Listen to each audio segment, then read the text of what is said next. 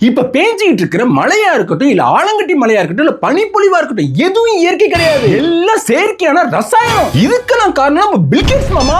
ஏற்கனவே இந்தியாவுல ஆந்திரா ஹைதராபாத்ல பில்கேட்ஸ் மாமாவோட கேட் ஃபவுண்டேஷன் இருக்கு. அங்க நம்ம விவசாயிகளுக்கு உதவுறாப்ல பருவமழை எந்தெந்த நேரத்துல எப்பப்ப பெய்யும் அப்படின்னு சொல்லி அக்குரேசியா சொல்றதுக்கான ரிசர்ச் அங்க போயிட்டு இருக்கு. இது ஒரு நல்ல விஷயமா இருந்த போதிலும் மாமாவோட அதிவிதமான அறிவுத்தன்மை உலகம் வெப்பமயமாவதை தடுப்பதற்காக வானத்துல ஒரு விதமான ரசாயன பொடியை தூவி பூமிக்குள்ளார் வரக்கூடிய அந்த சூரிய ஒளியை அப்படியாக்க அந்த ரசாயன பொடி மூலமா நிறுத்தி அப்படியாக்க ரெஃப்ளெக்ட் பண்ணி அமைச்சிடறாரு. இதனால முழுமையான ஹீட் நம்ம பூமி வந்து தாக்காது. இதன் வாயில நம்ம பூமி அப்படியாக்க குளிர்ச்சியாவே வச்சுக்கலாம் அப்படிங்கிறது அவரோட கன்க்ளூஷன். நல்லா தானே இருக்கு. ஆனா அந்த முழுமையான சூரிய ஒளி நமக்கு கிடைக்காதனால நமக்கு சூரிய ஒளியில இருந்து கிடைக்கக்கூடிய சத்தும் கிடைக்காது. அதே மாதிரி இயற்கையா நிகழக்கூடிய நிகழ்வுகளும் நடக்காது. இதனால உலக ரீதியாவும் நம்ம உடல் ரீதியாவும் பேரழிவுகளும் சிதைவுகளும் சந்திக்க வேண்டியது இருக்கும். இதோட இப்ப ஒரு கட்ட சோதனை தான் இந்த மழை, ஆலங்கட்டி மழை, பனிப்பொழிவெல்லாம். ஃபாரின் கண்ட்ரிலையும் இயற்கைக்கு மாறா நடக்கூடிய இந்த பனிப்பொழிவு நடக்குது. அவங்க அந்த பனி எடுத்து நெருப்பு அடிச்சா கூட அது உருக மாட்டேங்குது, கல்லாட்டம் இருக்கு. ஏன்னா இது பனி இல்ல, ரசாயனம். அவங்க எல்லாம் இதை தப்புங்கிறாங்க, ஆனா நம்மளும் இதை கொண்டாடுறோம். இதுக்கு ஒரு முற்றுப்புள்ளி வச்சாகணும். இல்ல ஓகையாதான்